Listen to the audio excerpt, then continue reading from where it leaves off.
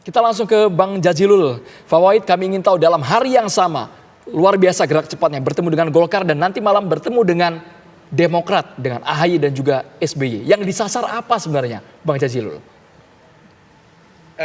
PKB tahu betul bahwa salah satu kunci dari persatuan Indonesia adalah membangun kebersamaan, dan PKB tahu sadar diri bahwa untuk urusan pilpres, kerjasama politik, dan untuk pencalonan presiden dan calon presiden, PKB tidak bisa sendirian.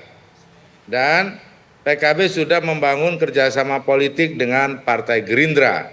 Dan di dalam diktum kerjasama ini, bahwa Partai PKB maupun Gerindra itu tetap membuka peluang untuk masuknya partai yang lain. Dan khusus dengan Partai Demokrat atau Pak SBY, Gus Muhaimin memiliki sejarah yang panjang bersama beliau ketika beliau menjabat sebagai presiden, Pak Muhaimin sebagai menterinya Pak SBY. Dan juga kami PKB selama ini juga membangun komunikasi yang baik dengan teman-teman Gerindra, dengan teman-teman Demokrat. Maka momentum Idul Fitri, momentum halal bihalal, saya pikir sangat baik untuk digunakan oleh Gus Muhaimin untuk bertemu dengan para ketua umum partai, termasuk para sesepuh seperti Pak SBY. Tadi siang kami alhamdulillah halal bihalal dengan Partai Golkar dan menemukan titik-titik kesamaan untuk menatap pemilu 2024. Semoga nanti malam bersama dengan Partai Demokrat dan Pak SBY bisa bertukar pikiran dan kita juga menemukan sisi-sisi yang positif untuk berlangsungnya pesta demokrasi tahun 2024 yang damai. Sebab apa? Saya melihat memang keadaan ini agak sedikit rumit karena calon-calon presiden yang ada belum satupun nama yang dominan, masih semuanya rata-rata ombak. Dan kebetulan banyak sekali calon-calon yang akan maju karena memang di 2024 tidak ada incumbent yang maju. Maka sangat wajar bagi PKB maupun Gus Muhaimin untuk membuka seluas-luasnya komunikasi sekaligus membuka peta-peta kemungkinan untuk kerjasama politik di tahun 2024 karena sampai hari ini masih cair. Jadi nanti malam bersama Pak SBY, bersama teman-teman Demokrat, tentu kita cari pikiran-pikiran titik-titik yang sama. Meskipun kami tahu bahwa Partai Demokrat sudah membangun koalisi dengan partai yang lain atau koalisi perubahan dan persatuan. Namun tidak ada jeleknya untuk membangun komunikasi dalam rangka membangun kebersamaan. Karena kami, menurut perspektif kami ataupun PKB, bahwa Pilpres 2024 hampir diyakini tidak hanya diikuti oleh 2 pasang calon, namun akan diikuti lebih dari 2 pasang calon. Artinya komunikasi politik dan kebersamaan masih panjang harus dibangun oleh partai-partai politik yang ada, utamanya Partai PKB yang memang selalu mengedepankan kebersamaan di dalam setiap langkah politiknya. Gus Muhaimin selalu mengedepankan kebersamaan. Demikian juga saya tahu Pak SBY juga seperti itu dan partai-partai yang lain. Oleh sebab itu nanti malam tentu ini menjadi kesempatan untuk Gus Muhaimin sekaligus Partai PKB dan Demokrat untuk mengeksplor lebih jauh kira-kira bagaimana memandang dinamika politik ke depan, utamanya terkait kerjasama politik maupun Pilpres 2024. Oke, baik. Sekarang, baik. Halo, Bang halo Yusuf? ya. Ya. Baik, sekarang kita tampung itu dulu tuh poinnya bahwa ingin merajut kembali meskipun sampai saat ini juga tahu Demokrat itu punya koalisinya sendiri. yaitu koalisi perubahan. Sekarang kita ingin menuju ke Bang Herzaki. Bang Herzaki, ini kan tampaknya ingin berusaha merajut kembali cinta lama nih PKB ke Demokrat. Apakah memungkinkan cinta lama tersebut dirajut sementara sementara Demokrat saat ini sudah berkoalisi dengan yang lain? Ya kan ada adigium cinta tak harus memiliki kan begitu ya. Gak enak Bang kalau cinta gak memiliki Bang. Bukan, pertemuan hari ini kita kan suasana lebaran, jadi lebih konteksnya halal bihalal sambil bicara isu-isu kebangsaan. Nah isu-isu kebangsaan, apalagi kita ini kan ini tradisi yang baik ya, halal bihalal, silaturahmi kebangsaan. Apalagi kita punya hubungan historis ini. Tadi disebutkan ya, sudah disebutkan punya hubungan historis yang amat baik dan punya banyak kesamaan pandangan dalam konteks persatuan dan kesatuan bangsa ini. Apalagi kita kan tahu ya dalam konteks pemilu sebentar lagi 7 bulan lagi kita akan masuk ke masa kampanye, ada potensi polarisasi, ada potensi gesekan. Nah untuk itulah makanya Demokrat dan PKB ya berupaya membangun komunikasi dan silaturahmi sejak awal agar sama-sama punya komitmen untuk menjaga agar pemilu nanti bisa benar-benar bebas dari intervensi, intimidasi, dan kecurangan. Bisa menjadi pemilu yang demokratis. Tentunya teman-teman PKB masih ingat bagaimana dulu bersama-sama Demokrat di pemerintahan.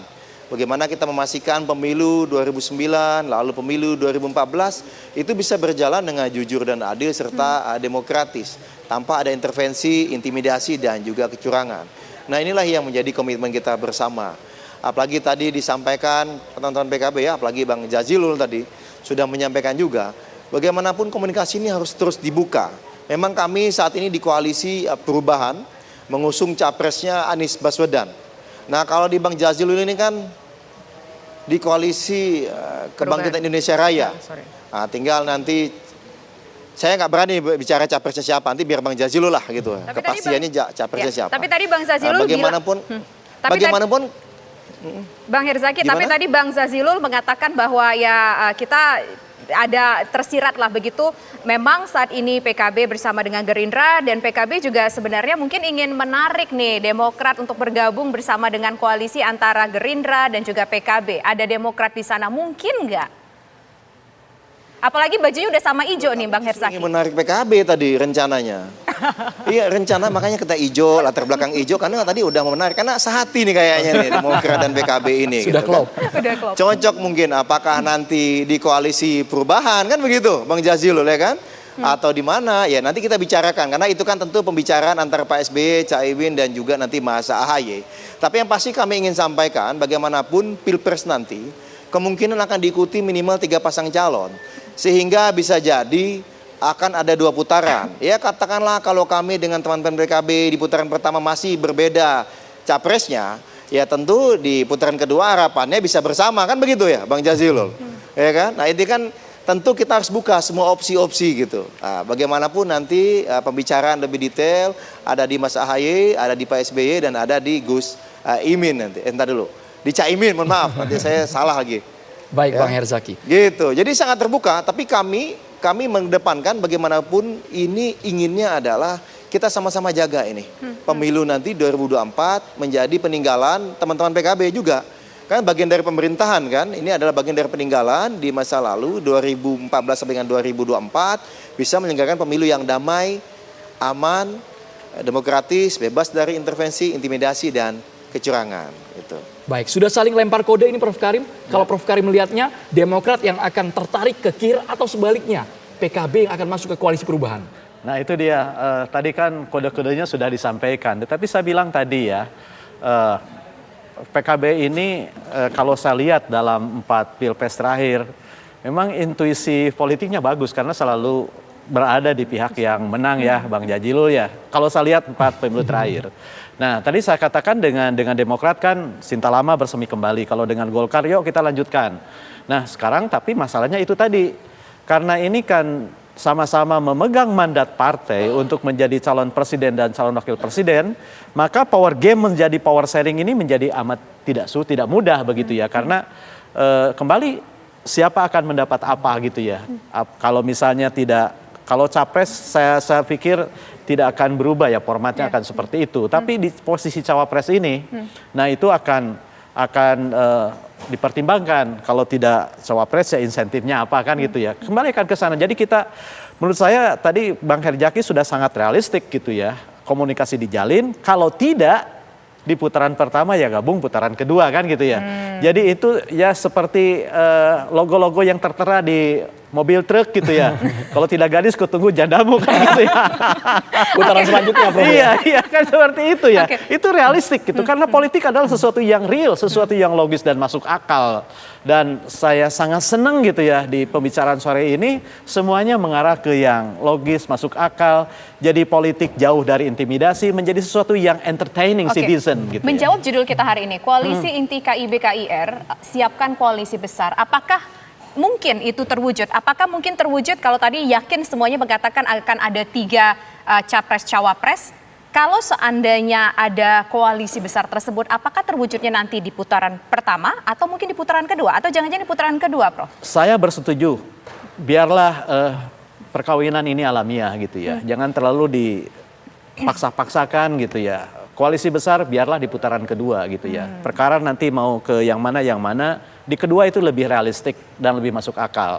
Kan biarkan di awal itu berjalan seperti apa gitu kan. Karena saya yakin di antara 3 partai ini PKB, kemudian Golkar, Demokrat itu tidak ada masalah ya. Meskipun kalau saya lihat di 4 pemilu terakhir kan antara Golkar gitu ya dengan Demokrat belum pernah ya, belum pernah kerjasama. Tapi itu kan bukan hal yang mustahil, kan bisa saja sekarang menjadi terobosan untuk melakukan itu gitu ya. Itu jadi, nah kalau dilihat dari platform gitu ya, political platform ya mirip-mirip saja kan gitu ya, karena sama-sama berada di kubu partai kebangsaan ya, berasaskan Pancasila. Meskipun PKB dilahirkan oleh para kiai Nahdlatul Ulama, tapi kan dia partai kebangsaan. Jadi nggak ada masalah gitu ya. Tinggal kembali kepada hitung-hitungan strategis, hitung-hitungan taktis. Dan itu sangat cair. Dan saya katakan, kalau soal hitung-hitungan strategis, taktis, politis, itu bersifat esoterik. Hanya dipahami oleh mereka yang melakoninya. Sama seperti orang menikah gitu ya. Meskipun ada rumus-rumus, tapi rumus cinta itu tidak berlaku bagi semua orang. Rumus yang sama tidak berlaku bagi semua orang. Rumus koalisi juga seperti itu. Teori mengatakan berdasarkan political platform. Gitu kan. Political platform memandu koalisi, memandu pernyataan. Praktiknya tidak seperti itu. Kenapa? Karena ideologi politik itu adalah culturally born, terlekat dengan budaya. Dan budaya bergantung pada bagaimana visi-visi nilai itu dibangun. Jadi menurut saya tidak bisa dibaca secara tegas dari awal sekarang. Karena ini kan masih berproses ya. Ya sekarang saya bilang masih power games gitu ya, silaturahmi, kemudian ya goda-goda sedikit lah. Ibarat bola mah masih possession football gitu Ditambah ya. tadi Prof Karim mengatakan ya PKB punya figur, Demokrat juga punya figur Ya, yang itu. akan dimajukan untuk menjadi Betul, cawapres. betul. Jangan-jangan itu menjadi hambatan terbentuknya koalisi besar. Sesaat lagi Prof Karim kita harus jeda di Kabar Petang pemirsa.